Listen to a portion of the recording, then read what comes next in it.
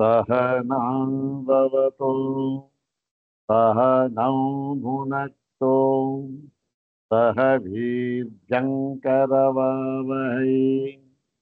तेजस्विनावधीतमस्तु मा विद्विषावहै।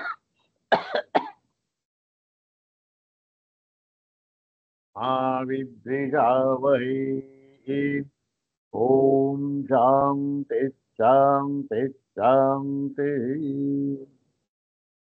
श्रुतिस्मृतिपुराणानाम् आलयं करुणालयं नमामि भगवत्पादं शङ्करं लोकशङ्करं नमामि भगवत्पादशङ्करं लोकशङ्करं वन्दे तं सच्चिदानन्दं यतिवर्यं महामतिं वेदवेदान्तसारज्ञं सद्गुरुं प्रणतोऽस्म्यहम् सदाशिवसमारम्भां शङ्कराचार्यमध्यमाम् अस्मदाचार्यपर्यन्तां वन्दे गुरुपरम्पराम्। अग्रे उपस्थितेभ्यः भवद्भ्यः सर्वेभ्यो जिज्ञासुभ्यः हार्दान् प्रणामान् समर्पयामि। ब्रह्मसूत्रशाङ्करभाष्ये तृतीयाध्याये प्रथमे पादे चतुर्भिः सूत्रैरुपनिबद्धेऽस्मिन् द्वितीये कृतात्ययाधिकरणे तस्मिन् अधिकरणे उपनिबद्धं तृतीयं सूत्रम्। इदानीं द्विवारं पठित्वा तदेव प्रकृतं सूत्रं तृतीयं सूत्रं।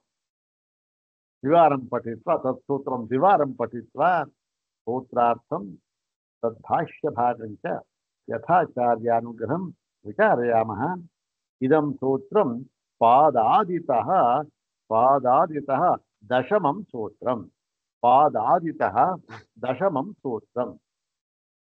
सर्वाग्रे शंकर भगवत पूज्यपादानां सुप्रभातश्लोकमेकं पठित्वा तेषां पादारविन्दयोः शिरसा प्रणिपत्य अनुग्रहं च प्राप्य प्रकृतं दशमं सूत्रं तद्भाष्यभागं च यथाचार्यानुग्रहं विचारयामः। अग्रे तावत् श्री श्री शंकर भगवत पूज्यपादानां सुप्रभात श्लोकमेकं द्विवारं पठामः। ओम विद्या विलास भवतारक भक्त बंधो आर्तार्तिनाशक नितांत दयैक सिंधो शिष्य प्रशिष्य निवहस्य तमोपहारिन् हे संयमीन्द्र गुरुशंकर सुप्रभातम्। ओम विद्या विलास भवतारक भक्त बंधो आर्तार्तिनाशक नितांत दयैक सिंधो शिष्य प्रशिष्य निवहस्य तमोपहारिन् हे संयमीन्द्र गुरुशंकर सुप्रभातम्। अथ श्रीमच्छंकर भगवत कृतौ शारीरक मीमांसा भाष्ये तृतीये साधनाध्याये प्रथमे पादे द्वितीयं चतुस्सूत्रात्मकं कृतात्ययाधिकरणम्। तस्मिन् अधिकरणे उपनिबद्धानि सर्वाणि चत्वारि सूत्राणि इदानीम् एकवारं पठामः। ॐ कृतात्ययाधिकरणम् ಪ್ರತ್ಯಯೇನುಷಯವಾನ್ ದೃಷ್ಟಸ್ಮೃತಿಭ್ಯಾಂ ಯಥೇತಮನೆ ವಂಚ ಓಂ ಚರಣಾದಿತಿ ತೇನ್ನೋಪಲಕ್ಷಣಾರ್ಥೇತಿ ಕಾಸ್ನಾಜಿನಿ ಓಂ ಆನರ್ಥಕ್ಯಮಿತಿ ತೇನ್ನ ತದಪೇಕ್ಷತ್ವಾತ್ ಓಂ ಸುಕೃತದುಷ್ಕೃತೆ ಓಂ ಸುಕೃತದುಷ್ಕೃತೆ ಏವೇಸಿತು ಬಾಧರಿ ಇಮಾನಿ ಚತ್ವಾರಿ ಸೂತ್ರಾಣಿ ತತ್ರ ತಸ್ಮಿನ್ ಕೃತಾತ್ಮಯಾಧಿಕರಣೆ ಉಪನಿಬದ್ಧಾನಿ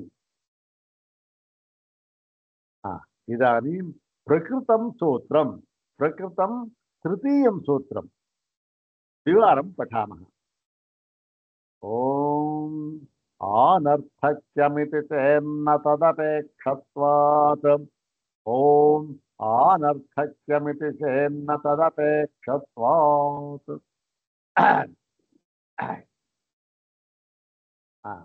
ಇದಂ ಸೂತ್ರಂ ಪಾದಾದಿತಃ ದಶಮಂ ಸೂತ್ರಂ अस्मिन् अधिकरणे तृतीयं सूत्रम् इदानीं पदविभागं पश्यामः अस्य सूत्रस्य पदविभागं पश्यामः विभागक्रमः एवं वर्तते अनर्थक्यम् इति चेत् तदपेक्षत्वात् तदपेक्षत्वात् इदु वंदे पद समस्त पद तस्य अपेक्षत्वात् तदपेक्षत्वात् ऐ तत्पुरुष समास षष्ठी तत्पुरुष समा क्षमस्बेकु षष्ठी तत्पुरुष समास षष्ठी तत्पुरुष समास समास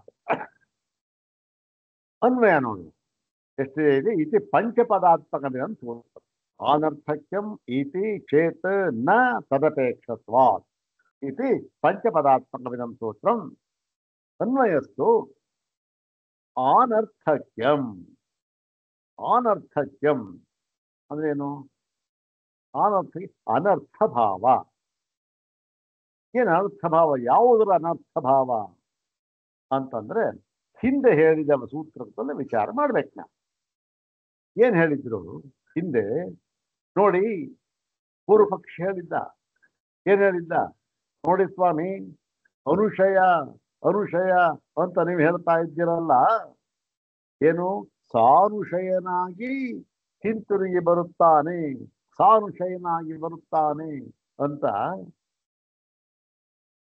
ಆದರೆ ಶ್ರುತಿಯಲ್ಲಿ ಏನಿದೆ ಏನು ಅವನು ಯಾವುದು ಕಪುಯ ಚರಣ ರಮಣೀಯ ಚರಣ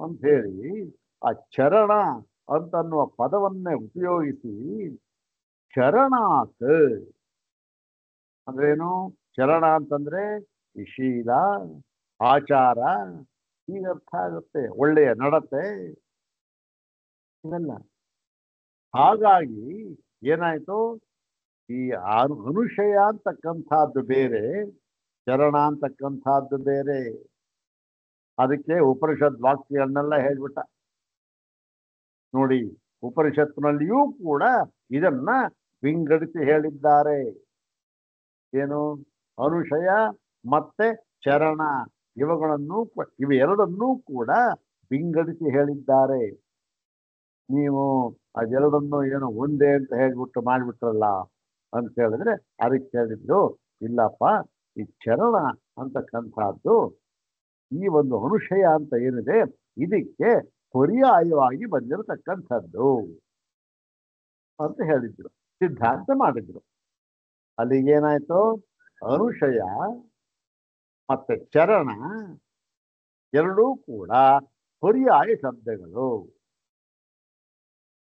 ಸರಿ ಆಯಿತು ಹಾಗಾದರೆ ಈ ಚರಣ ಅಂತ ಅನ್ನೋದಕ್ಕೆ ನಾವು ಅರ್ಥ ಮಾಡಿದ್ವಲ್ಲ ಸ್ವಾಮಿ ಏನಂತ ಶೀಲ ಆಚಾರ ಇಂಥವೆಲ್ಲ ಅರ್ಥ ಮಾಡಿದ್ವಲ್ಲ ಅದು ಏನಾಯ್ತು ವ್ಯರ್ಥವಾಗಿ ಹೋಗ್ಬಿಡ್ತು ಯಾಕೆ ನೀವು ಈ ಚರಣಕ್ಕೆ ಅನುಶಯ ಅಂತ ಅರ್ಥ ಮಾಡ್ಬಿಟ್ರಿ ಅನುಶಯ ಅಂತಂದ್ರೆ ಏನು ಅನುಶಯ ಅಂತಂದ್ರೆ ಅದು ಕರ್ಮಶೇಷ. ಏನು ಕರ್ಮಶೇಷವನ್ನ ಅವನು ಇಟ್ಕೊಂಡು ವಾಪಸ್ ಬರ್ತಾನೆ. ಆದ್ರಿಂದ ಇವನು ಆ ಕರ್ಮಶೇಷಕ್ಕೆ ತಕ್ಕಂತೆ ಯೋನಿಯನ್ನು ಪಡೆಯುತ್ತಾನೆ ಅಂತ ಹೇಳಿತ್ತು. ಹೇಳಿದ್ಮೇಲೆ ನಾವು ಏನ್ ಹೇಳಿದ್ವಿ? ಇಲ್ಲ ಸ್ವಾಮಿ, ಕರ್ಮ ಇರ್ಲಿ, ಆದರೂ ಕೂಡ ಯೋನಿಯನ್ನು ಪಡೆಯುವುದು ಅಂತ ಇದೆಯಲ್ಲ, ಅಂದ್ರೇನು ಮುಂದಿನ ಜನ್ಮವನ್ನು ಪಡೆಯುವುದು ಅಂತ ಇದೆಯಲ್ಲ, ಅದು ಏನನ್ನ ಅಪೇಕ್ಷಿಸುತ್ತದೆ ಅಂದ್ರೆ ಚರಣವನ್ನ ಅಂತ ಹೇಳಿದ್ವಿ. ಚರಣ ಅಂದ್ರೇನು? ಆಚಾರ, ಶೀಲ, ಒಳ್ಳೆ ನೋಡ್ತ ಇಂತ ಮುಖ್ಯ ಇತ್ತ ಅದು.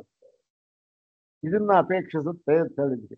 ನೀವ್ ಹೇಳ್ಬಿಟ್ರಿ, ಓಹ್ ಅನುಶಯ ಅಂದ್ರೆ ಕರ್ಮಶೇಷ, ಈ ಚರಣ ಅಂತಂದ್ರೆ ಎರಡೂ ಒಂದೇ ಪರ್ಯಾಯ ಅಂತ ಹೇಳ್ಬಿಟ್ಟು ಚರಣ ಅಂತಂದ್ರು ಅಲ್ಲಿ ಏನಾಯ್ತು? ಕರ್ಮಶೇಷ ಅಂತ ಅರ್ಥ ಆಗೋಯ್ತು. ಎರಡು ಪರ್ಯಾಯ ಅಂತ ಮಾಡ್ಬಿಟ್ರೆ. ಹಾಗ ಅರ್ಥ ಮಾಡಿದಾಗ ಈ ಅರ್ಥಕ್ಕೆ ಚರಣ ಅಂತಂದ್ರೆ ಆ ಒಂದು ಶೀಲ, ಆಚಾರ ಅಂತ ಅರ್ಥ ಇದೆಯಲ್ಲ ಸ್ವಾಮಿ, ಅದೇನಾಯ್ತು? ಅದಕ್ಕೆ ಆನರ್ಥಕ್ಯ ಬಂದೊದಗಿತು. ಹಾಗಾದ್ರೆ ಅದೆಲ್ಲ ಬೇಡವಾ? ಒಂದು ಕರ್ಮ ಮಾಡಬೇಕಾದ್ರೆ ಆಚಾರ, ಶೀಲ ಇವೆಲ್ಲ ಬೇಡವೇನು? ಯಾರು ಬೇಕಾದ್ರೆ ಮಾಡ್ಬಿಡ್ಬೋದೇನು? ಎಲ್ಲರೂ ಉಂಟ ಸ್ವಾಮಿ ಅಂತ ಹೇಳಿದ್ದ. ಅದಕ್ಕೇನ್ ಹೇಳಿದ್ರು? ಇಲ್ಲ ಇಲ್ಲಪ್ಪ, ಹಾಗೇನು ಇಲ್ಲ, ಅದನ್ನು ಬಿಡಬೇಕು ಅಂತ ಏನು ಇಲ್ಲ ಅಂತ ಹೇಳಿ ಎರಡೂ ಒಂದೇ ಅನ್ನುವುದರ ಹಿಂದೆ ಸಿದ್ಧ ಮಾಡಿ ತೋರಿಸಿದ್ರು. ಈಗ ಅದೇ ಒಂದು ಸಂಶಯವನ್ನ ಇವನು ಸರಿತಾ ಇದ್ದಾರೆ. ಏನು? ಆನರ್ಥಕ್ಯಂ. ಆನರ್ಥಕ್ಯಂ ಅಂತ ಅನ್ನೋದಕ್ಕೇನು? ಈ ಹಿಂದಿನ ಒಂದು ಈ ಭಾಗ ಇದೆಯಲ್ಲ, ಈಗ ಹೇಳಿದ ನಾವು ನೋಡಿದ ಭಾಗ, ಅದನ್ನ ಅರ್ಥ ಮಾಡಿ ಅದನ್ನ ಸೇರಿಸ್ಕೋಬೇಕು. ಏನು? ಶೀಲಸ್ಯ ಆಚಾರಸ್ಯ ಅನರ್ಥಕ್ಯಂ. ಅಲ್ಲಿಗೆ ಚರಣ ಅಂತಂದ್ರೆ ನೀವು ಅನುಶಯ, ಚರಣ ಅಂದ್ರೂ ಅನುಶಯನೇ, ಎರಡು ಪರ್ಯಾಯ ಅಂತ ಹೇಳ್ಬಿಟ್ರಲ್ಲ, ಹಾಗಾದ್ರೆ ಶೀಲ ಆಚಾರಕ್ಕೆ ಅನರ್ಥಕ್ಯ ಬಂದೋದು ಬಿಡ್ತು. ಶೀಲಸ್ಯ ಆಚಾರಸ್ಯ ಅನರ್ಥಕ್ಯಂ ಇತಿ ಚೇತ್. ಏನು? ಶೀಲಕ್ಕೂ ಮತ್ತೆ ಶೀಲ ಮತ್ತೆ ಆಚಾರ, ನಡತೆ ಇವೆಲ್ಲ ಏನಿದೆ, ಇವಾಗೇನು ಬೆಲೆಯೇ ಇಲ್ಲ ಅಂತ ಆಗಿ ಹೋಯಿತು ಎಂದು ನೀನು ಹೇಳುವುದಾದರೆ, ಏನು ಇದು ಆ ಸಿದ್ಧಾಂತನೇ ಹಾಕ್ಕೊಳ್ತಾರೆ. ನೋಡಪ್ಪ, ಈ ತರ ನೀನು ಹೇಳುವುದಾದರೆ ಶೀಲಕ್ಕೆ ಬೆಲೆಯೇ ಇಲ್ಲ ಹೋಗ್ತಲ್ಲ ಸ್ವಾಮಿ, ಆಚಾರಕ್ಕೆ ಬೆಲೆಯೇ ಇಲ್ವಲ್ಲ, ಎರಡಕ್ಕೂ ಬೆಲೆಯೇ ಇಲ್ಲದೆ ಹಾಗಾದ್ರೆ ಅದು ಬೇಡವೇ ಅನ್ನುವುದಾದರೆ ಇತಿಚೇ ಅಂದ್ರೆ ನಾ, ಇಲ್ಲಪ್ಪ ಹಾಗಿಲ್ಲ. ತದಪೇಕ್ಷತ್ವ ಅಂದ್ರೇನು? ಪ್ರತಿಯೊಂದು ಕರ್ಮ ಅಂತ ಇದೆಯಲ್ಲ ಅದೆಲ್ಲವೂ ಕೂಡ ತದಪೇಕ್ಷತ್ವ. ತದಪೇಕ್ಷತ್ವ ಅಂದ್ರೇನು? ಸಸ್ಯ ಅಪೇಕ್ಷತ್ವ. ಸಸ್ಯ ಅಪೇಕ್ಷತ್ವ ಅತಿಥಿ ಕಸ್ಯ ಅಪೇಕ್ಷತ್ವಾತ್ ಆಚಾರಸ್ಯ ಶೀಲಸ್ಯ ಅಪೇಕ್ಷಿತತ್ವ. ಅಪೇಕ್ಷತ್ವ ಆಚಾರಸ್ಯ ಶೀಲಸ್ಯ ಅಪೇಕ್ಷತ್ವ ಅಂದ್ರೇನು? ಪ್ರತಿಯೊಂದು ಕರ್ಮವೂ ಕೂಡ ಏನ್ ಹೇಳುತ್ತೆ? ಏನನ್ನು ಅಪೇಕ್ಷಿಸುತ್ತೆ? ಆಚಾರ, ಶೀಲ, ಒಳ್ಳೆ ಏನು ಹೇಳುತ್ತೆ? ಶ್ರದ್ಧೆ, ಭಕ್ತಿ, ಮತ್ತೆ ಆ ವೇದವಾಕ್ಯಗಳಲ್ಲಿ ನಂಬಿಕೆ, ಇವೆಲ್ಲವನ್ನೂ ಕೂಡ ಇರಲೇಬೇಕು. ಇವೆಲ್ಲವೂ ಕೂಡ ಏನು ಕರ್ಮ ಮಾಡುವಾಗ ಇವೆಲ್ಲವನ್ನೂ ಕೂಡ ಅದು ಅಪೇಕ್ಷಿಸುತ್ತೆ. ಹಾಗಾಗಿ ಇದು ಎಂದಿಗೂ ಕೂಡ ವ್ಯರ್ಥವಾಗುವುದಿಲ್ಲ. ನಾವು ಒಂದು ಕರ್ಮ ಮಾಡಬೇಕಾದ್ರೆ ಓಹೋ ಇವೆಲ್ಲ ಏನು ಬೇಕಿಲ್ಲ ಅಂತ ಹೇಳಲಿಲ್ಲ. ಇವೆಲ್ಲ ಬೇಕೇ ಬೇಕು, 100ಕ್ಕೆ 100 ಭಾಗ ಬೇಕೇ ಬೇಕು. ಸ್ವಲ್ಪ ಇದು ಕಮ್ಮಿ ಆದರೂ ಕೂಡ ಏನಾಗತ್ತೆ? ಫಲ ಹೋಗಿಬಿಡುತ್ತೆ ಅಷ್ಟೇ, ಇನ್ನೇನಾಗುತ್ತೆ.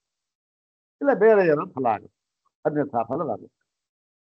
ಹಾಗಾಗಿ ಏನಾಯ್ತು? ಸೂತ್ರಕರ್ತ ಅನರ್ಥಕ್ಯ ಮಿತಿ ಚೇತ್ ನ ತದಪೇಕ್ಷತ್ವ ಅಂದ್ರೆ ಶೀಲಸ್ಯ ಆಚಾರಸ್ಯ ಅನರ್ಥಕ್ಯಂ ಇತಿ ಚೇತ್ ಇತಿ ಯದಿ ಬ್ರೂಯಾತ್ ತಥಾ ನ ಕುತಃ ತದಪೇಕ್ಷತ್ವ. ಸಸ್ಯ ಆಚಾರಸ್ಯ ಅಪೇಕ್ಷತ್ವ. ಪ್ರತಿಯೊಂದಕ್ಕೂ ಬೇಕೇ ಬೇಕು, ಹಾಗಾಗಿ ವ್ಯರ್ಥವಾಗಲಿಲ್ಲ. ಇದು ಯಾವುದು? ಈ ಒಂದು ನಾವು ಅರ್ಥ ಮಾಡಿದ್ವಲ್ಲ ಚರಣ ಅಂತಂದ್ರೆ ಈ ಕರ್ಮ ಶೇಷ ಅಂತಂತ ಹಾಗ ಅರ್ಥ ಮಾಡಿದ ಮಾತ್ರಕ್ಕೆ ಈ ಶೀಲ ಆಚಾರ ಅವೆಲ್ಲ ಹೊರಟೋಯ್ತು, ಆ ಅರ್ಥವೇ ಇಲ್ಲ, ಅವು ಬೇಕಿಲ್ಲ ಎಂಬುದಾಗಿ ಎಂದಿಗೂ ಅರ್ಥ ಅಲ್ಲ, ಬೇಕೇ ಬೇಕು. ಇದು ಪೂರ್ವ ಪಕ್ಷಿ, ಅದು ಸಮಾಧಾನ ಇದನ್ನು ಹೇಳ್ತಾರೆ. ಅಂದ್ರೆ ಇದು ಹೀಗಂತ ಏನು ಇವಾಗ ಹೇಳಿದ್ವಲ್ಲ ನಾವು, ಹೀಗಂತ ಯಾರು ಹೇಳ್ತಾ ಇದ್ದಾರೆ? ಇದು ಇದು ಕಾಷ್ಣಾಜನಿಗಳು ಹೇಳ್ತಾ ಇದ್ದಾರೆ. ಈಗ ಕಾಷ್ಣಾಜನಿಗಳು ಹೇಳ್ತಾ ಇದ್ದಾರೆ. ಹಿಂದೆ ಇದರ ಸೂತ್ರ ಚಲನಾದಿತ್ಯನ್ನೋಪಲಕ್ಷಣಾರ್ಥೇತಿ ಕಾಷ್ಣಾಜನಿ, ಅದಕ್ಕೆ ಸಂಬಂಧ ಆದರ್ಥಕ್ಕೆ ಮೃಗೇನ ತದಪೇಕ್ಷತ್ವಾತ್ ಅವರೇ ಹೇಳಿದ್ರ ಆ ಥರ. ಈಗ ಅವರು ಹೇಳ್ತಾ ಇದ್ದಾರೆ, ಇದೆಲ್ಲಪ್ಪ ಏನು ವ್ಯರ್ಥವೇನೋ ಆಗೋದಿಲ್ಲ, ಇದು ಸಾರ್ಥಕವೇ ಅಂತ ಹೇಳ್ತಾರೆ. ನೋಡೋಣ ಏನ್ ಹೇಳಿದ್ರು. 232ನೇ ಭಾಷಣ. ಸ್ಯಾದೇತತ್, ನೋಡಿ ನಿಮ್ಮ ಅಭಿಪ್ರಾಯ ಹೀಗಿರ್ಬಹುದು. ಏನಂತ, ಕಸ್ಮಾತ್ ಪುನಃ ಚರಣ ಶಬ್ದೇನ ಶ್ರೌತಂ ಶೀಲಂ ವಿಹಾಯ ಲಾಕ್ಷಣಿಕೋ ಅರುಷಯ ಪ್ರತ್ಯಾಯತೆ. ಈಗ ಹೇಳಿದ್ರು, ನೋಡಪ್ಪ ನಿಮ್ಮ ಅಭಿಪ್ರಾಯ, ಪೂರ್ವ ಪಕ್ಷಿಗಳು ನೋಡಿ ನೀವು ಕೂತಿದ್ದೀರಲ್ಲ, ನಿಮ್ಮ ಅಭಿಪ್ರಾಯ ಇದಾಗಿರಬಹುದು. ಏನು ಅಂತಂದ್ರೆ, ಈ ಚರಣ ಅಂತನ್ನುವ ಶಬ್ದಕ್ಕೆ ಏನಾಗಿದೆ, ಚರಣ ಅಂತನ್ನುವ ಶಬ್ದಕ್ಕೆ ಶ್ರೌತಂ ಶೀಲಂ ವಿಹಾಯ ಲಾಕ್ಷಣಿಕ ಅರ್ಥ. ಅಂದ್ರೆ ಈ ಶ್ರೌತಂ ಅಂದ್ರೆ ಶ್ರುತಿಯಲ್ಲಿ ಹೇಳಿರತಕ್ಕಂತಹ, ಅಂದ್ರೆ ಶ್ರೌತಂ ಶ್ರುತ್ಯುಪದಿಷ್ಟಂ, ಶ್ರುತೌ ಉಪದಿಷ್ಟಂ, ಶ್ರುತಿಯಲ್ಲೇ ಹೇಳಿದೆ ಅದು. ಅದನ್ನ ಏನಂತ, ಶೀಲ ಮತ್ತೆ ಚಾರಿತ್ರ್ಯ ಇವೆಲ್ಲ ಹೇಳಿದೆ. ಇದನ್ನ ವಿಹಾಯ, ಶ್ರುತಿಯಲ್ಲಿ ಹೇಳಿರುವುದನ್ನ ಬಿಟ್ಟು ಯಾವುದೋ ಲಾಕ್ಷಣಿಕೋ ಅನುಶಯ, ಲಕ್ಷಣಾರ್ಥವಾದ ಅನುಶಯವನ್ನ, ಲಕ್ಷಣಾರ್ಥವಾದ ಅನುಶಯ ಅಂತ ಅನ್ನೋದು ಶ್ರುತ್ಯರ್ಥ ಅಲ್ಲ. ಶ್ರುತಿಯಲ್ಲಿ ಹೀಗೆ ಹೇಳಿದೆ ನೋಡಿ, ಶೀಲ, ಆಚಾರ, ನಡತೆ, ಚಾರಿತ್ರ್ಯ ಅಂತೆಲ್ಲ ಹೇಳಿದೆ. ಯಾವುದಕ್ಕೆ? ಚರಣ ಶಬ್ದಕ್ಕೆ. ಅದನ್ನ ಬಿಟ್ಬಿಟ್ಟು ನೀವು ಯಾವುದೋ ಲಕ್ಷ್ಯಾರ್ಥವನ್ನ ಹಿಡ್ಕೊಂಡು ಇದಕ್ಕೆ ಇಲ್ಲ ಇವೆರಡು ಒಂದೇ ಅಂತ ಹೇಳ್ತಾ ಇದ್ದೀರಲ್ಲ ಸ್ವಾಮಿ, ಇದು ಹೇಗೆ? ಶ್ರುತಿಯಲ್ಲವೇ ಮುಖ್ಯ ಎಂದು ನಿನ್ನ ಅಭಿಪ್ರಾಯವಾಗಿರಬಹುದು ಅಂತ ಹೇಳಿ ಅದನ್ನ ಶುರು ಮಾಡ್ತಾರೆ. ನಾನು ಶೀಲಸ್ಯೈವ ಶ್ರೌತಸ್ಯ ವಿಹಿತ ಪ್ರಸಿದ್ಧಸ್ಯ ಸಾಧ್ವಸಾಧು ರೂಪಸ್ಯ ಶುಭಾಶುಭಯೋ ಜ್ಞಾಪತಿ ಫಲಂ ಭವಿಷ್ಯತಿ. ಅಲ್ಲ ಸ್ವಾಮಿ, ಶೀಲಸ್ಯೈವ ಶ್ರೌತಸ್ಯ ವಿಹಿತ ಪ್ರಸಿದ್ಧಸ್ಯ, ಇವಾಗ ಒಂದು ಕರ್ಮ ಇದೆ, ಇದು ವಿಹಿತವಾಗಿದೆ ಅಥವಾ ಪ್ರತಿಷಿದ್ಧವಾಗಿದೆ, ಇದನ್ನ ಮಾಡಬೇಕು, ಇದನ್ನ ಬಿಡಬೇಕು ಅಂತ. ಈಗ ಈ ಮಾಡಬೇಕು ಬಿಡಬೇಕು ಅಂತ ಅನ್ನೋದಿದೆಯಲ್ಲ, ಅದಕ್ಕೆ ಪ್ರಮಾಣ ಏನು? ಸ್ವಾಮಿ, ನಮ್ಮ ಯಾರೋ ಒಬ್ಬ ಹೇಳಿದ್ರು, ಪುರೋಹಿತರಿದ್ದಾರೆ ಹೇಳ್ಬಿಟ್ರು ಅಯ್ಯೋ ಅವೆಲ್ಲ ಅಲ್ಲ. ಇದಕ್ಕೆ ಪ್ರಮಾಣ ಯಾವುದು? ಶ್ರುತಿಯೇ ಪ್ರಮಾಣ. ಯಾವುದನ್ನು ಮಾಡಬೇಕು, ಯಾವುದನ್ನು ಬಿಡಬೇಕು ಎನ್ನುವುದಕ್ಕೆ ಶ್ರುತಿಯೇ ಪ್ರಮಾಣ. ಅವರಿವರು ಯಾರೋ ಹೇಳಿದ್ರು ಅಂತಲ್ಲ, ಶ್ರುತಿ ಪ್ರಮಾಣ. ಹೀಗೆ ಶ್ರುತಿಯಲ್ಲಿ ಹೇಳಿರತಕ್ಕಂಥ ಯಾವುದು? ಇದು ಮಾಡಬೇಕು, ವಿಹಿತ ಪ್ರತಿಸಿದ್ಧ. ವಿಹಿತ ಮಾಡಬೇಕಾದ್ದು, ಬಿಡಬೇಕಾದದ್ದು. ಅದೇನಾಗಿದೆ? ಸಾಧು ಅಸಾಧು ರೂಪಸ್ಯ, ಅಂದ್ರೆ ಒಳ್ಳೆ ರೂಪವಾಗಿದೆ ಮತ್ತೆ ಕೆಟ್ಟ ರೂಪವಾಗಿದೆ. ಕೆಟ್ಟ ರೂಪವಾಗಿರ್ತಕ್ಕಂಥದ್ದು ಪ್ರತಿಷಿದ್ಧ, ಒಳ್ಳೆ ರೂಪವಾಗಿರ್ತಕ್ಕಂಥದ್ದು ವಿಹಿತ. ಇದು ಶ್ರುತಿಯಲ್ಲಿ ಶ್ರುತಿ ಪ್ರಮಾಣ ನಮಗೆ ಇದೆ. ಇದರಿಂದ ಹೀಗೆ ಶ್ರುತಿಯಲ್ಲಿ ಹೇಳಿರ್ತಕ್ಕಂತಹ ಯಾವುದು ವಿಹಿತ ಪ್ರಸಿದ್ಧ ಕರ್ಮಗಳಿದೆಯಲ್ಲ, ಅದು ಯಾರಿಗೆ? ಶೀಲಸ್ಯೈವ, ಅಂದ್ರೆ ಯಾರು ಶೀಲವನ್ನ ಉಳ್ಳವನಾಗಿ, ಆಚಾರವನ್ನ ಉಳ್ಳವನಾಗಿ, ಶ್ರದ್ಧೆಯನ್ನ ಉಳ್ಳವನಾಗಿ, ಚಾರಿತ್ರ್ಯವನ್ನ ಉಳ್ಳವನಾಗಿ, ಆ ಕರ್ಮವನ್ನು ವಿಹಿತ ಆಚರಿಸ್ತಾನೋ ಅದೇನು ಒಳ್ಳೆ ರೂಪವಾದದ್ದು ಕೆಟ್ಟ ರೂಪವಾದ ಕರ್ಮ ಆಚರಿಸ್ತಾನೋ ಅದಕ್ಕೆ ತಕ್ಕಂತೆ ಶುಭ ಅಶುಭ ಯೋನ್ಯಾಪತ್ತಿ. ಅದಕ್ಕೆ ತಕ್ಕಂತೆ ಇವನಿಗೆ ಒಳ್ಳೆಯ ಯೋನಿ ಬರಬಹುದು ಅಥವಾ ಕೆಟ್ಟ ಯೋನಿ ಬರಬಹುದು. ರಮಣೀಯ ಚರಣ ಕಪುವಿಯ ಚರಣ ಆಗಿದ್ದರೆ ಏನಾಗುತ್ತೆ, ಅವನಿಗೆ ಯಾವುದೋ ಒಂದು ಪುಣ್ಯವಾಣಿ ಬರುತ್ತೆ, ಇಲ್ಲ ಪಾಪದಲ್ಲಿ ಹುಡ್ತಾನೆ. ಇದು ಫಲಂ ಭವಿಷ್ಯ ಆಗುತ್ತೆ. ಯಾವುದರಿಂದ ಆ ಕರ್ಮ ಮಾಡ್ತಾನಲ್ಲ ಅದು ಈ ಆಚಾರ ಮತ್ತು ಶೀಲ ಇದರಿಂದ ಮಾಡಿದಾಗ ಮಾತ್ರ. ಮತ್ತು ಅವಶ್ಯಂಚ ಶೀಲಸ್ಯಾಪಿ ಕಿಂಚಿತ್ ಫಲಂ ಅಭ್ಯುಪಗಂತವ್ಯಂ ಅನ್ಯಥಾ ಹಿ ಆದರ್ಥಕ್ಯಮೇವ ಶೀಲಸ್ಯ ಪ್ರಸಜ್ಯೇತ ಇತಿ ಚೇತ್. ನೋಡಿ ಸ್ವಾಮಿ, ಇನ್ನೂ ಒಂದು ಅಂಶ ಇದೆ ನೋಡಿ. ಚರಣ ಎಂಬುದಾಗಿ ಪ್ರತ್ಯೇಕವಾಗಿ ಹೇಳಿದ್ದಾರೆ. ಯಾನ್ಯನ ಮಧ್ಯಾನಿ ಕರ್ಮಾಣಿ ತಾನಿ ಸೇವಿತವ್ಯಾನಿ ನೋ ಇತರಾಣಿ ಅಂತ ಹೇಳ್ಬಿಟ್ಟು ಕರ್ಮ ಹೇಳ್ಬಿಟ್ಟು ಅನವದ್ಯಕ ಅಂತ ಹೇಳ್ಬಿಟ್ಟು ಆಮೇಲಿಂದ ಯಾನ್ಯಸ್ಮಾಕಂ ಸುಚರಿತಾನಿ ಚರಿತೆ ಚರಣ ಅಂತ ಹೇಳಿದ್ರು. ತಾನಿ ತ್ವಯೋಪಾಸ್ಯಾದೀನೋ ಇತರಾಣಿ ಅಂತ ಹೇಳ್ಬಿಟ್ಟು ಅದರಿಂದ ಮುಂದಕ್ಕೆಲ್ಲ ಹೇಳ್ಕೊಂಡ್ಬಿಟ್ಟು ಏಷ ಆದೇಶ ಏಷ ಉಪದೇಶ ಏಷ ವೇದೋಪನಿಷತ್ ಏತದನುಶಾಸನಂ ಏವಮುಪಾಸ್ಯಂ ಏವಂ ಚೈತದುಪಾಸ್ಯಂ ಅಂತೆಲ್ಲ ಹೇಳ್ಬಿಟ್ಟು ಅದಕ್ಕೆ ಅಷ್ಟೊಂದು ಪ್ರಾಮುಖ್ಯತೆಯನ್ನು ಕೊಟ್ಟು ಹೇಳಿದರು. ಯಾವುದಕ್ಕೆ? ಕರ್ಮವನ್ನು ಮತ್ತೆ ಈ ಒಂದು ಚರಣವನ್ನು ಬೇರೆ ಬೇರೆಯಾಗಿ. ಹೀಗಂತ ಹೇಳಿದಾಗ ಏನಾಗುತ್ತೆ, ಈ ಚರಣಕ್ಕೂ ಒಂದು ಅರ್ಥವನ್ನು ಇದ್ದೇ ಇರಬೇಕು, ಅದಕ್ಕೂ ಕಲ್ಪಿಸ್ಬೇಕು. ಅವಶ್ಯಂಚ ಶೀಲಸ್ಯ, ಚರಣ ಅಂದ್ರೆ ಶೀಲ ಆಚಾರ, ಅದಕ್ಕೂ ಒಂದು ಸ್ಥಾನ ಬೇಕೇ ಬೇಕು. ಹಾಗಾಗಿ ಆ ಒಂದು ಆ ಶೀಲ ಆಚಾರ ಅದಕ್ಕೂ ಒಂದು ಫಲ ಅಂತಕ್ಕಂಥದ್ದು ಒಪ್ಪಬೇಕು, ಹೇಳಬೇಕು, ಇರಬೇಕು. ಅದು ಇಲ್ಲದೆ ಏನಾಗುತ್ತೆ, ಅದು ಯಾಕೆ ಹೇಳ್ತಾರೆ ಸುತ್ತಿ ಹೇಳಿದ ಅರ್ಥ ಆಗ್ಬಿಡುತ್ತೆ. ಆದ್ದರಿಂದ ಏನಾಗುತ್ತೆ ನೋಡಿ ಸ್ವಾಮಿ, ಇಷ್ಟೆಲ್ಲ ದೋಷ ಬರುತ್ತೆ.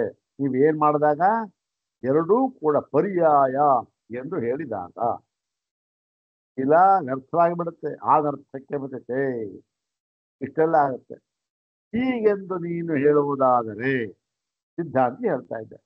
ಏನ್ ಮಾಡ್ತಾರೆ ಈಗ? ಸಿದ್ಧಾಂತಿ ಹೇಳ್ತಾ ಇದ್ದಾರೆ. ಸಿದ್ಧಾಂತಿ ಹೇಳ್ತಾ ಇದ್ದಾರೆ. ಸಿದ್ಧಾಂತಿ ಹೇಳಿದ್ರೂ ಕೂಡ ಅವರು ಅವರ ಸ್ವಂತ ಇದು ಮಾತಲ್ಲ. ಇದು ಯಾರ ಮಾತಿದು? ಕಾರ್ಷ್ಣಾಜನಿಗಳ ಮಾತು. ನೋಡಿ, ಕಾರ್ಷ್ಣಾಜನಿಗಳು ಹೀಗೆ ಹೇಳ್ತಾ ಇದ್ದಾರೆ ಅಂತ ಇವ್ರು ಹೇಳ್ತಾ ಇದ್ದಾರೆ ಆಚಾರ್ಯರಷ್ಟು. ಏನು ನೈಷ ದೋಷ, ನೋಡಪ್ಪ ಇದರಲ್ಲಿ ಏನು ದೋಷ ಇಲ್ಲ. ಕೂತ ಯಾಕೆ ಸ್ವಾಮಿ? ತದಪೇಕ್ಷತ್ವ, ಸಸ್ಯ ಅಪೇಕ್ಷತ್ವ. ಸಸ್ಯ ಅಂದ್ರೇನು? ಶೀಲ ಆಚಾರ ನಡತೆ ಚಾರಿತ್ರೇನೋ ಇದೆಯಲ್ಲ, ಅವೆಲ್ಲವೂ ಕೂಡ ಬೇಕೇ ಬೇಕು, ಅವಶ್ಯಕವಾಗಿರುವುದರಿಂದ. ಹೇಗೆ ಅದನ್ನೇ ಹೇಳ್ತಾರೆ ನೋಡಪ್ಪ. ಇಷ್ಟಾದಿ ಕರ್ಮಜಾತಂ ಚರಣಾಪೇಕ್ಷಂ. ಇಷ್ಟವೇ ಮುಂತಾದ ಕರ್ಮಜಾತ ಕರ್ಮಗಳ ಸಮೂಹವು, ಜಾತಾರ ಸಮೂಹ, ಈ ಇಷ್ಟವೇ ಮುಂತಾದ ಕರ್ಮಗಳ ಸಮೂಹವು ಚರಣಾಪೇಕ್ಷಂ. ಅದೇನು? ನಡತೆಯನ್ನು ಅಪೇಕ್ಷಿಸುತ್ತದೆ, ಶೀಲವನ್ನು ಅಪೇಕ್ಷಿಸುತ್ತದೆ, ಆಚಾರವನ್ನು ಅಪೇಕ್ಷಿಸುತ್ತದೆ. ಇವೆಲ್ಲವನ್ನು ಬಿಟ್ಟು ಒಂದು ವೇಳೆ ಇಷ್ಟವನ್ನೇ ಮಾಡಿದರೂ ಕೂಡ ಅದೇನಾಗುತ್ತೆ, ಏನ ಈ ಇದನ್ನು ಕರ್ತಂತಾರ ಸಿಂಗಲ್ ಫೇಸ್ ಕರೆಂಟ್ ಅಂತಾರಲ್ಲ, ಏನೋ ಉರಿದಾಗೂ ಇರುತ್ತೆ, ದೀಪ ಬಂದಾಗೂ ಇರುತ್ತೆ, ಬಂದಾಗೂ ಹಾಗಾಗಿರುತ್ತೆ. ಮತ್ತು ಕರ್ಮ ನಹಿ ಸದಾಚಾರಹೀನ ಕಶ್ಚಿತ್ ಅಧಿಕೃತ ಸ್ಯಾತ್. ಅಷ್ಟೇ ಅಲ್ಲಪ್ಪ, ಸದಾಚಾರಹೀನ ಸದಾಚಾರ ಸಂಪನ್ನನಲ್ಲದವನು. ಆಚಾರ ಬಹಳ ಬಹಳ ಮುಖ್ಯ. ಏನ್ರಿ, ನಾವು ವೇದಾಂತಿಗಳು. ಯಸ್ಯ ನಾಹಂಕೃತೋ ಭಾವೋ ಬುದ್ಧಿರ್ಯಸ್ಯ ನ ಲಿಪ್ಯತೆ ಹತ್ವಾಪಿ ಸ ಇಮಾನ್ ಲೋಕಾನ್ ನಹಂತಿ ನ ನಿಬದ್ಧತೆ. ಭಗವಂತ ಹೇಳ್ಬಿಟ್ಟಿದ್ದಾನ್ರಿ, ನಾವು ವೇದಾಂತಿಗಳು ಹತ್ವಾಪಿ ಸ ಇಮಾನ್ ಲೋಕಾನ್, ಅಯ್ಯಯ್ಯೋ ಯಾವನ್ ಕೊಂದಾಕ್ತಿರುತ್ತೆ ಇರುತ್ತೆ, ಇವನ್ಗೇನು ಪಾಪ ಬರೋದಿಲ್ಲ. ಯಾಕೆ? ಇವನೇನು ಕೊಂದಾಕ್ತಿಲ್ಲ. ವೇದಾಂತ ನೋಡಿ ಎಷ್ಟು ಅಪಾರ್ಥ. ಇವತ್ತು ಹಾಗಿರೋದೇ ತಾನೆ ವೇದಾಂತ. ನಾವೇನು ಮಾಡ್ಬೇಕಾಗಿಲ್ರಿ ಇದನ್ನ, ಏನ್ ಯಾವ್ದು ಎಲ್ಲ ಇದನ್ನ ನಾವು ಮಾಡ್ಬೇಕಾ? ವೇದಾಂತಿಗಳು ಇಲ್ಲ. ಒಂದು ಕರ್ಮ ಮಾಡಿದ್ರೆ ಅದಕ್ಕೆ ಶ್ರದ್ಧೆ ಪೂರ್ತಿ ಬೇಕೇ ಬೇಕು, ಎಲ್ಲವೂ ಬೇಕು. ಆದ್ರೆ ವೇದಾಂತ ಏನ್ ಹೇಳ್ತಾ ಇರೋದು? ಅಪಾರ್ಥ ಮಾಡಬೇಡಿ ಸ್ವಾಮಿ. ವೇದಾರ್ಥ ನೋಡಿ ಇದನ್ನ ಹೇಳ್ತಾ ಇರೋದು ಏನು ಅಂದ್ರೆ, ಇವೆಲ್ಲದರಲ್ಲಿಯೂ ಕೂಡ ಆಚಾರ, ಶೀಲ, ಶ್ರದ್ಧೆ ಅಂತಕ್ಕಂಥ ಬೇಕೇ ಬೇಕು. ಆದರೆ ಭಗವದ್ಗೀತೆ ಭಗವಂತ ಹೇಳಿದಾನೆ, ಕರ್ಮಣ್ಯವ ಅಧಿಕಾರಸ್ಥೆ ಮಾ ಫಲೇಶು ಕದಾಚ.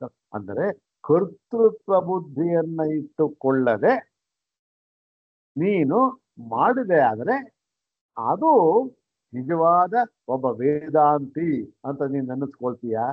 ಹಿಂದೆ ಇದ್ದೇನಾಗುತ್ತೆ, ಆಚಾರ ಇಲ್ಲ, ವಿಚಿ ಇಲ್ಲ, ಇದೆ, ಏನೇನೋ ಆಗ್ಬಿಡುತ್ತೆ. ಹಿತೋ ಭ್ರಷ್ಟ ಸತೋ ಭ್ರಷ್ಟ ಅಂತ ಹೇಳಿ ಏನಂತೆ, ಈ ಎಲ್ಲವೂ ಸದಾಚಾರಹೀನ ಕಶ್ಚಿತ್ ಅಧಿಕೃತ. ಈ ಸದಾಚಾರಹೀನನಾದವನು ಅಂದ್ರೆ ಆಚಾರವಿಲ್ಲದವನು ಏನಾಗುತ್ತೆ, ಅವರು ಯಾರಿಗೂ ಕೂಡ ಅಧಿಕಾರವೇ ಇಲ್ಲ ಎಂಬುದಾಗಿ ಹೇಳಿದ್ದಾರೆ. ಅಲ್ಲಿಗೇನು ನೋಡಪ್ಪ, ಶೀಲ ಆಚಾರಕ್ಕೆ ಬೆಲೆ ಇಲ್ವಾ? ವ್ಯರ್ಥ ಆಯ್ತಾ? ಎಲ್ಲಿ ವ್ಯರ್ಥ ಆಯ್ತು? ಏನಿಲ್ಲ.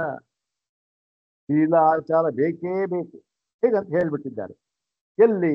ಅದಕ್ಕೊಂದು ಇದನ್ನ ಸ್ಮೃತಿವಾಕ್ಯ ಹೇಳಿದ್ರು, ಎಲ್ಲಿಂದ ಗೊತ್ತಿಲ್ಲ ಅಂತಾರೆ. ಇದು ನಾನು ಕೇಳಿದ್ದೆ, ಆಚಾರ ಹೀನಂ ನ ಪುರಂತಿ ವೇದ ಅಂತಂತ ಇದರ ಒಂದು ಪೂರ್ವಾರ್ಧನ, ಇದು ಉತ್ತರಾರ್ಧ. ಇದು ಈ ಆಚಾರ ಬರ್ದಿರೋದು, ಇದು ಪೂರ್ವಾರ್ಧ. ನನಗೂ ಜ್ಞಾಪಸ್ಕೊಂಡೆ, ನೋಡ್ತಾ ಮರ್ತೋಯ್ತು, ಬರ್ಲಿಲ್ಲ ಅದು. ನೋಡೋಣ, ಜ್ಞಾಪಕ. ಆಚಾರಹೀನಂ ನ ಪುನಂತಿ ವೇದಾಹ ಅಂದ್ರೆ ಆಚಾರಹೀನನಾದವನನ್ನು ವೇದಗಳು ಕೂಡ ಉದ್ಧರಿಸಲಾಗವು.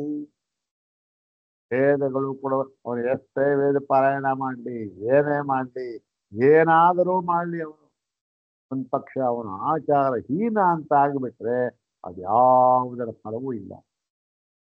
ಆಚಾರಹೀನ ನಪುವಂತೆ ವೇದಾಹ ಅಂತ ಹೇಳ್ಬಿಟ್ಟು ಈ ಏನೋ ಆಚಾರದವನು, ಒಳ್ಳೆಯ ನಡತೆ, ಆಚಾರ, ಶೀಲ ಅಂತಕ್ಕಂಥದ್ದು ಬೇಕು.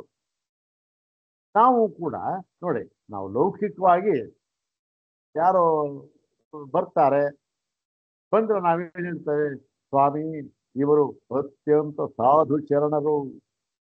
ಸಾಧು ಚರಣರು ಅಂದ್ರೆ ಏನು? ಸಾಧು ಪಾದವುಳ್ಳವರು ಅಂತ ಅರ್ಥ ಅಲ್ಲ. ಚರಣಾಂದ ಪಾದ ಅಂತೂ ಅರ್ಥ ಆಗುತ್ತೆ, ಹಾಗಲ್ಲ. ಸಾಧು ಚರಣವುಳ್ಳವರು, ಇವರು ಸಾಧು ಚರಣರು ಅಂದ್ರೇನು? ಸಾಧು ಸ್ವಭಾವದವರು, ಸಾಧು ನಡತೆಯುಳ್ಳವರು, ಸಾಧು ಆಚಾರವುಳ್ಳವರು, ಸಾಧುವಾದ ಶೀಲವುಳ್ಳವರು ಅಂತ ಅರ್ಥ ಸಾಧು ಚರಣರು. ಆಮೇಲೆ ಇನ್ನೊಂದು ಹೇಳ್ತೀವಲ್ಲ, ಪಾವನ ಚರಣರು. ಪಾವನ ಚರಣ ಅಂದ್ರೇನು? ಪಾವನ ಚರಣ ಅಂದ್ರೆ ಎರಡು ಅರ್ಥವೂ ಆಗತ್ತೆ. ಪಾವನವಾದ ಚರಣವುಳ್ಳವರು ಅಂದ್ರೆ ಯಾರ ಚರಣವನ್ನ ಸೇವಿಸಿದರೆ ನಾವು ಪಾವನರಾಗುತ್ತೇವೆಯೋ ಅದು ಅಂತ ಅರ್ಥ ಆಗ್ತದೆ ಅಂತವರು ಅಂತ. ಇನ್ನೊಂದು ಪಾವನ ಚರಣ ಅಂದ್ರೆ ಯಾರು ಪಾವನವಾಗಿರ್ತಕ್ಕಂತಹ ಈ ಒಂದು ಶೀಲ ನಡತೆ ಆಚಾರದಲ್ಲಿ ಇದೆಯಲ್ಲ ಅದನ್ನ ಇಟ್ಕೊಂಡಿದ್ದಾರ, ಅವನು ಪಾವನ ಚರಣ. ಹೀಗೆ ಏನಾಗಿದೆ, ಆಚಾರಹೀನಂ ನಪುನಂತಿ ವೇದಾಹ. ವೇದಗಳು ಏನು ಉದ್ಧಾರ ಮಾಡಲ್ಲಪ್ಪ, ಅಂದ್ರೇನೋ ಫಲವನ್ನು ಕೊಡೋದಿಲ್ಲ. ಇತ್ಯಾದಿ ಸ್ಮೃತಿಭ್ಯ ಪುರುಷಾರ್ಥತ್ವೇಪಿ ಆಚಾರಸ್ಯ ನ ಅನರ್ಥಕ್ಯಂ. ನೋಡಿ, ಇನ್ನೂ ಒಂದು ದೃಷ್ಟಿಯಿಂದಲೂ ಕೂಡ ಈ ಆಚಾರ ಅನರ್ಥಕ್ಯ ಅಂತ ಆಗೋದಿಲ್ಲ. ಮತ್ತು ಒಂದು ದೃಷ್ಟಿ ಏನದು ಅಂತಂದ್ರೆ ಪುರುಷಾರ್ಥತ್ವೇಪಿ. ಪುರುಷಾರ್ಥತ್ವೆ, ಈ ಪುರುಷಾರ್ಥತ್ವೆ ಅಂತಂದ್ರೆ ಈ ಪುರುಷಾರ್ಥ ಅಂದ್ರೆ ಅದನ್ನ ಇಟ್ಕೊಂಡು ಇದು ಪುರುಷಾರ್ಥ ಅದಲ್ಲ, ಪುರುಷ ಸಂಸ್ಕಾರಾರ್ಥತ್ವೆ ಅಂತ ಅರ್ಥ ಆಯ್ತು. ಪುರುಷಾರ್ಥ ಅಂದ್ರೆ ಪುರುಷಾರ್ಥತ್ವೇಪಿ ಅಂದ್ರೆ ಪುರುಷ ಸಂಸ್ಕಾರಾರ್ಥತ್ವೇಪಿ ಆಚಾರಸ್ಯ ನ ಅನರ್ಥಕ್ಯಂ. ಪುರುಷನಿಗೆ ಸಂಸ್ಕಾರವಾಗಬೇಕಾದರೆ ಅಂದ್ರೆ ಏನು? ಒಂದು ವೇದಾಂತ ಓದಬೇಕಾದ್ರೆ ಒಂದು ಸಂಸ್ಕಾರ ಬೇಕು ಗೊತ್ತಾ? ಸಂಸ್ಕಾರವಾಗಿ ಹೀಗೆ ಇದು ಸಂಸ್ಕಾರ ಇದು. ಪುರುಷ ಸಂಸ್ಕಾರವಾಗಬೇಕಾದ್ರೆ ಏನಿರ್ಬೇಕು ಅವನಿಗೆ? ಆಚಾರ, ಶೀಲ, ನಡತೆ ಅವೆಲ್ಲ ಇದ್ದೇ ಇರಬೇಕು. ಇವೆಲ್ಲ ಭಗವಂತ ಕೂಡ ವೈಚಾರಣ್ಯ ಯೋಗೇನ ಭಕ್ತಿರವ್ಯಭಿಚಾರಿಣಿ ವಿವಿಕ್ತ ದೇಶ ಸೇವಿತ್ವಂ ಹರತಿರ್ಜನ ಸಂಸದಿ. ಎಲ್ಲ ಗುಣಗಳಿದ್ದೇ ಇರ್ಬೇಕು ಅವನಿಗೆ. ಹಾಗಾಗಿ ಏನು ಇದು ಪುರುಷ ಸಂಸ್ಕಾರ ಅರ್ಥವಾಗಿ ಇರೋದ್ರಿಂದ ಇದಕ್ಕೆ ಅನರ್ಥಕ್ಯ ಅಂತೇನು ಬರೋದಿಲ್ಲ. ಹೇಗೆ ಪುರುಷ ಸಂಸ್ಕಾರ ಏನು ಅಂದ್ರೆ ಮುಂದೆ ಹೇಳ್ತಾನೆ. ಇಷ್ಟಾದೌ ಹಿ ಕರ್ಮಜಾತೆ ಫಲಂ ಆರಭಮಾನೆ ತದಪೇಕ್ಷ್ಯ ಏವ ಆಚಾರ ತತ್ರೈವ ಕಂಚಿತು ಅತಿಶಯಂ ಆರಭ್ಯತೆ. ಈಗ ಇಷ್ಟವೇ ಮೊದಲಾದ ಕರ್ಮಗಳನ್ನು ಮಾಡೇನಾಯ್ತು? ಕರ್ಮಗಳನ್ನು ಮಾಡದೆ ಫಲ ಅದು ಅನುಭವಿಸ್ತದೆ, ಫಲ ಕೊಡೋಕೆ ಶುರು ಮಾಡುತ್ತದು. ಕರ್ಮಗಳು ಫಲ ಕೊಡೋಕೆ ಶುರು ಮಾಡಿಬಿಟ್ರು. ಹೀಗಾಗಿದೆ. ಅವನು ಚಂದ್ರಲೋಕಕ್ಕೆ ಹೋದ, ಕರ್ಮಗಳು ಶುರು ಮಾಡೋದು ಫಲ ಕೊಡೋದಕ್ಕೆ. ಕರ್ಮಗಳು ಫಲ ಕೊಡುವುದಕ್ಕೆ ಆರಂಭ ಮಾಡುವಾಗ ಏನಾಗುತ್ತೆ? ತದಪೇಕ್ಷೇವ ಆಚಾರ. ಇವನು ಇಷ್ಟ ಕರ್ಮಗಳನ್ನು ಮಾಡಿದ್ದಕ್ಕೆ ಫಲ ಕೊಡೋಕೆ ಆರಂಭ ಆಗಿದೆ. ಅದು ಕೊಡುವಾಗ ಆರಂಭ, ಇನ್ನೇನು ಫಲ ಕೊಡ್ತಾ ಇದೆ ಸ್ಟಾರ್ಟ್. ಆಗೇನಾಗುತ್ತೆ?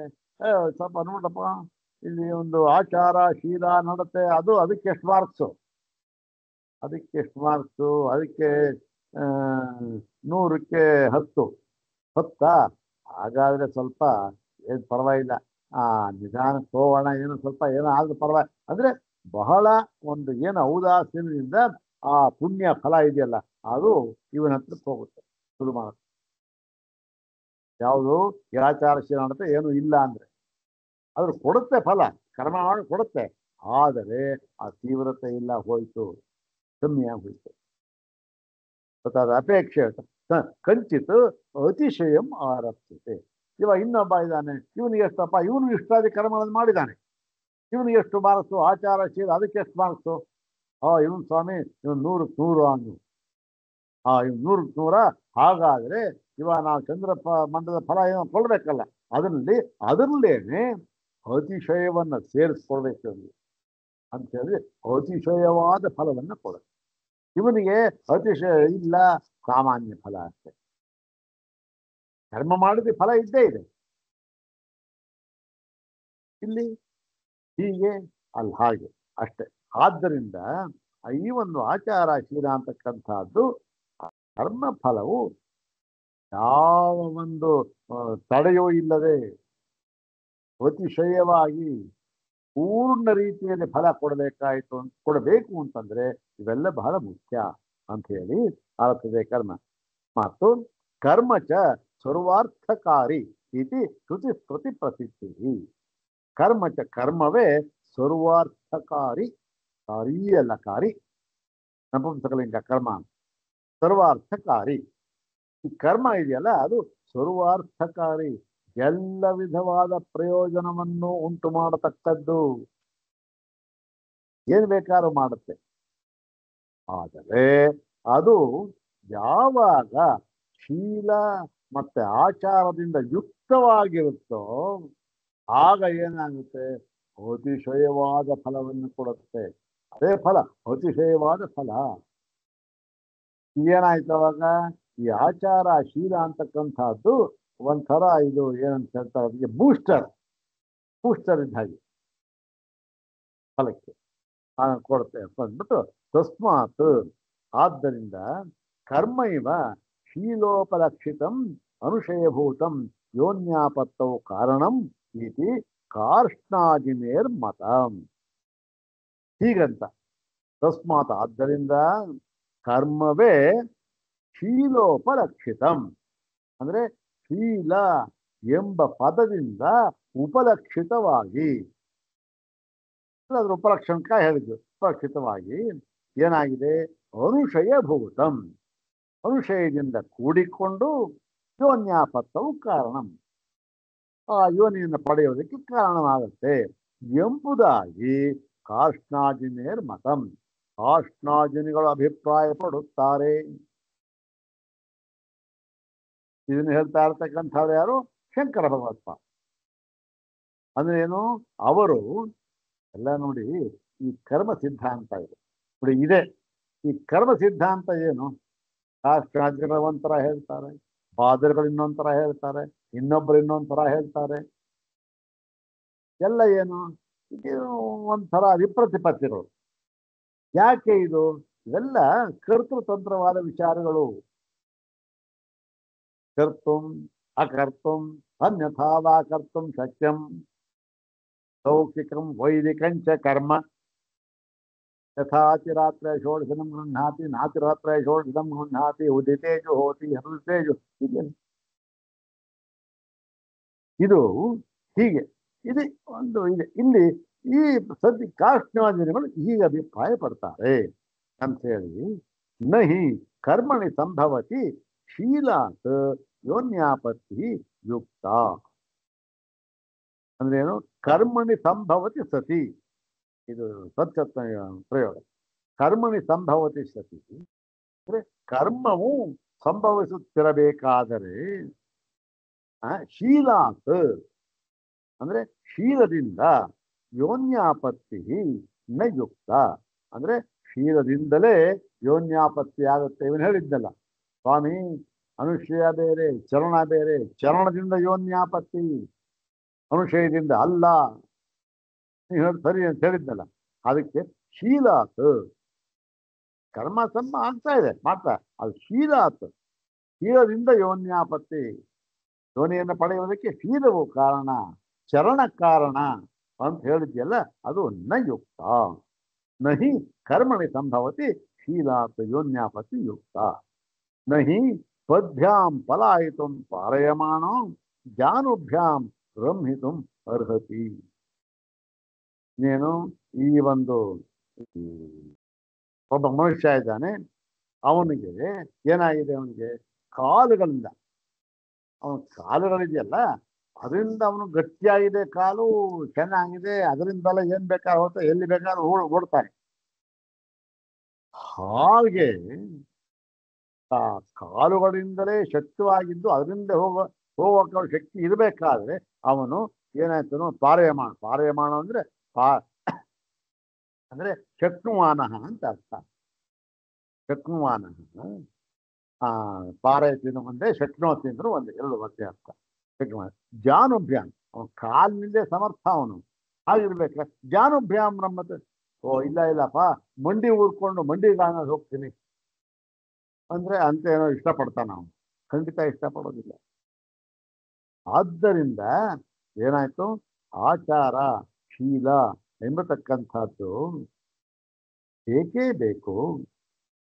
ಮತ್ತೆ ಈ ಒಂದು ಆಚಾರ ಶೀಲ ಅಂತ ಅನ್ನೋದಕ್ಕೆ ನಾವು ಈ ಯಾವುದು ಪರ್ಯಾಯ ಅರ್ಥ ಮಾಡಿದ್ವಲ್ಲ, ಚರಣ ಮತ್ತು ಅನುಶಯ ಅಂತ, ಆಗಿ ಅರ್ಥ ಮಾಡಿದ್ದು ಇದಕ್ಕೇನು ಬಾಧಕವಾಗೋದಿಲ್ಲ. ಯಾವುದಕ್ಕೆ? ಚರಣಕ್ಕೆ, ಚರಣಾರ್ಥಕ್ಕೆ. ಚರಣಾರ್ಥ ಯಾವುದು? ಶೀಲ ಆಚಾರ, ಏನೂ ಬಾಧಕವಾಗೋದಿಲ್ಲ. ಯಾಕೆ ಅಂದ್ರೆ ಚರಣ ಶೀಲ ಅಂತಕ್ಕಂಥದ್ದು ಬೇಕೇ ಬೇಕು,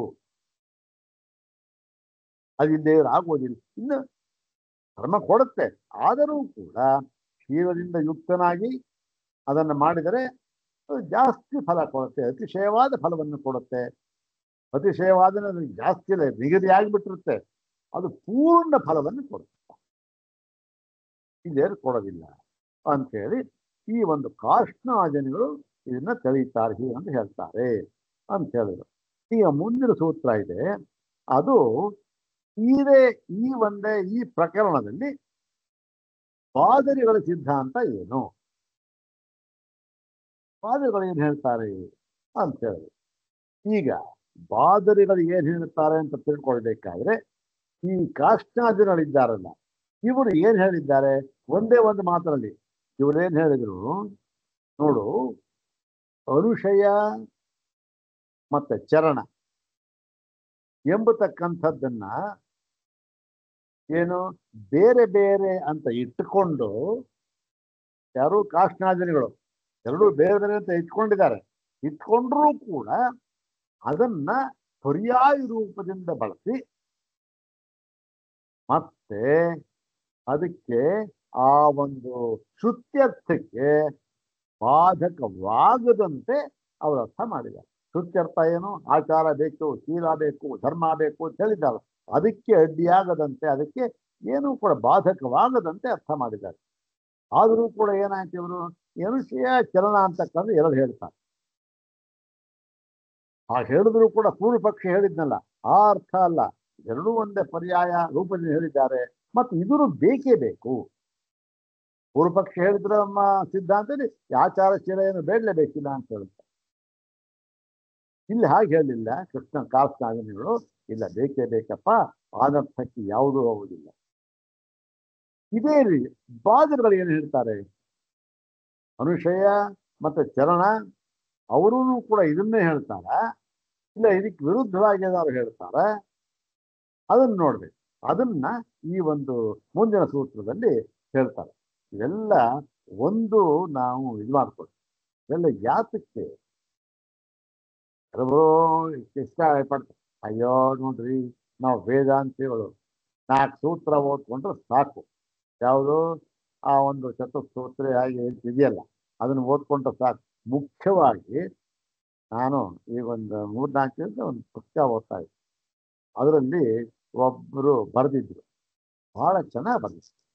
ಏನು ಈ ನೋಡಿ, ಬ್ರಹ್ಮಸೂತ್ರದಲ್ಲಿ ಈ ಚತುಸ್ಸೂತ್ರಿ ಅಂತ ಇವತ್ತು ಏನಿದೆ, ಆ ಚತುಸ್ಸೂತ್ರಿ ಅಂತ ಅನ್ನೋದಕ್ಕೆ ಯಾತಕ್ಕಷ್ಟು ಪ್ರಾಧಾನ್ಯ ಕೊಟ್ಟಿದ್ದಾರೆ, ಯಾತಕ್ಕೆ ಬೇಕಾಯಿತು? ಏನೂ ಇಲ್ಲ, ಎಲ್ಲಾನು ಅಷ್ಟೇ ಮುಖ್ಯವಾದದ್ದು. ಹಾಗೊಂದು ವೇಳೆ ನೀವು ಇಲ್ಲಪ್ಪ ಇಷ್ಟು ಸಾಕು ನಮಗೆ ಅಂತ ಅಭಿಪ್ರಾಯ ಪಡುವುದಾಗಿದ್ದರೆ ಆಗ ಏನ್ ಹೇಳಬೇಕಾಗಿತ್ತು? ಚತುಸ್ಸೂತ್ರಿ ಎಂಬುದಾಗಿ ಆ 4 ಸೂತ್ರಗಳನ್ನೇ ಪ್ರಮುಖವಾಗಿ ಹೇಳೋದನ್ನು ಬಿಟ್ಟು ಏನ್ ಹೇಳ್ಬೇಕಾಗಿತ್ತು ಗೊತ್ತೇನೋ? ಅಧಿಕರಣ ಪಂಚಕ ಅಂತ ಹೇಳ್ಬೇಕಾಗಿತ್ತು. ಯಾಕೆ? 5ನೇ ಈಕ್ಷತೆ ಅಧಿಕರಣ ಇದೆಯಲ್ಲ, ಅದು ಕೂಡ ಅಷ್ಟೇ ಮುಖ್ಯವಾದದ್ದು. ಎಲ್ಲವೂ ಮುಖ್ಯವಾದದ್ದೇ, ಒಂದಲ್ಲ. ಆದರೂ ಕೂಡ ಏನೋ ಇಲ್ಲರಿ 550 ಸೂತ್ರ ಇದೆ, 191 ಅಧಿಕರಣ ಇದೆ, 191ರಲ್ಲಿ ಯಾವುದು ನಾವು ಅಂತ ಅದನ್ನೇ ಹೇಳೋದಾದ್ರೆ ಚತುಸ್ಸೂತ್ರ ಅಂತ ಹೇಳೋದು ತಪ್ಪು, ಅಧಿಕರಣ ಪಂಚಕ ಅಂತ ಹೇಳಬೇಕು ಅಂತ ಹೇಳಿದ್ವಿ.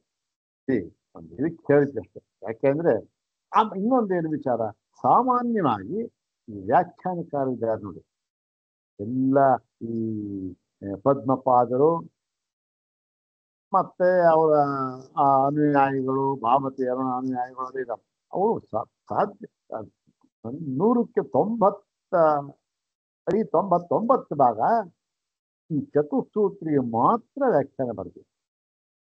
ಅವ್ರು ಪೂರ್ತಿ ಬರ್ದಿದ್ರು, ನಾವು ಲಭ್ಯ ಇದೋ ಗೊತ್ತಿಲ್ಲ. ಚತುಸ್ಸೂತ್ರಿ 4 ಸೂತ್ರಗಳ ಮಾತ್ರ ಅವರ ಮುಖ್ಯ ವ್ಯಾಖ್ಯಾನ ಮಾಡೋದು ಕಂಡು ಬರುತ್ತೆ. ಯಾತಕ್ಕೆ? ಇದಾರೆ ಹಾಗೆಲ್ಲ ಅಂತ ಹೇಳಿದ್ರೆ ಇರಲಿ, ಅದು ಪ್ರಕರಣ, ಬೇರೆ ಪ್ರಕರಣ. ಯಾಕೆ ಹೇಳಿದ ಅಂದ್ರೆ ಎಲ್ಲವೂ ಅಷ್ಟೇ ಮುಖ್ಯ. ಕರ್ಮ ಸಿದ್ಧಾಂತ ಇದೆಯಲ್ಲ, ಇದು ಯಾಕೆ ಮುಖ್ಯ ಅಂದ್ರೆ ಇದರಲ್ಲಿ ವೈರಾಗ್ಯವನ್ನುಂಟು ಮಾಡುವುದಕ್ಕೆ ಎಲ್ಲ ಬೇಕೇ ಇದೆ. ಇಲ್ಲದೇ ಇದ್ರೆ ವೈರಾಗ್ಯ ಸುಲಭವಾಗಿ ಬರೋದಿಲ್ಲ. ಅದನ್ನ ಮುಂದೆ 2ನೇ ಇದರಲ್ಲಿ ಹೇಳ್ತಾರೆ. ಅದು ಬಹಳ ಚೆನ್ನಾಗಿ ಹೇಳ್ತಾರೆ. 2ನೇ ಅಧ್ಯಾಯ ಇದೆಯಲ್ಲ, 2ನೇ ಪಾದ ಇದೆ 3ನೇ ಅಧ್ಯಾಯದಲ್ಲಿ. ಇದು ಎಲ್ಲ ವಿಚಾರಗಳನ್ನು ತಗೊಂಡ್ಬಿಟ್ಟಿದ್ದಾರೆ. ಯಾವ್ದ್ರಲ್ಲಿ? 2ನೇ ಪಾದ 2, 3, 4 ಅದು ಮುಂದೆ ಬರುತ್ತೆ ನೋಡಿ. ಈಗ ಮುಂದಿನ ಭಾಗವನ್ನ ಬಾದರಗಳು ಏನ್ ಹೇಳ್ತಾರೆ ಅಂತ ಅನ್ನೋದನ್ನ ನಾಳೆ ನೋಡು. ಓಂ ಶಾಂತಿ ಶಾಂತಿ ಶಾಂತಿ ಓಂ ತತ್ಸತ್.